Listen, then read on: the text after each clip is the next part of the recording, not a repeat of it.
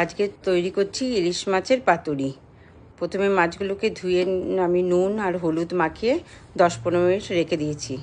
এবার শিলনোড়ায় আমি বেটে নিয়েছি মশলাটা, আপনারা চাইলে মিক্সিতেও বেটে নিতে পারেন। আমি নিয়েছি প্রথমে পোস্ত, সাদা সর্ষে, কালো সর্ষে। সাদা সর্ষে মিশিয়ে নিলে ভালো হয় সর্ষে বাটাটা, আর একটু নুন মিশিয়ে বাটলে সর্ষেটা তেতো হয় না।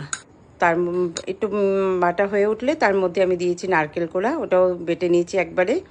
সব বেটে তুলে নিয়েছি একটা বাটিতে। ওর মধ্যে দিয়েছি কাঁচা সর্ষের তেল, নুন আর মিষ্টি দিয়ে, নুন হলুদ মিষ্টি। এবার মিশিয়ে ওটা মিক্সড, এবার একটা কলা পাতার মধ্যে, আমি কলা পাতাগুলো আগে সেঁকে নিয়েছি। কলা পাতার মধ্যে প্রথমে মশলা দিয়েছি, তারপর মাছটা বসিয়ে আবার ওর মধ্যে মশলা দিয়ে মাখিয়ে তার উপর দিয়ে কাঁচা সর্ষের তেল আর একটা করে লঙ্কা দিয়ে দিয়েছি। এইভাবে আমি প্রত্যেকটা মাছই রেডি করে নিয়েছি। নিয়ে এবার সবকটা মাছ একবারে তৈরি হয়ে গেছে আমার। এবার একটা কড়াইতে জল বসিয়ে এরকম ফুটো ফুটো ঝাঁঝরি থালার মধ্যে করলে খুব সুবিধা হয়। ওই থালা বসিয়ে দিচ্ছি, ওর মধ্যে মাছগুলো দিয়ে 15-20 মিনিটের মতো রাখলেই আমাদের তৈরি হয়ে যায় ইলিশ মাছের পাতুরি। এবার কলা পাতার সুন্দর গন্ধ ওঠে, খুব ভালো লাগে এটা খেতে। গরম ভাতের সঙ্গে অপূর্ব লাগে। ভালো লাগলে একটা লাইক করুন।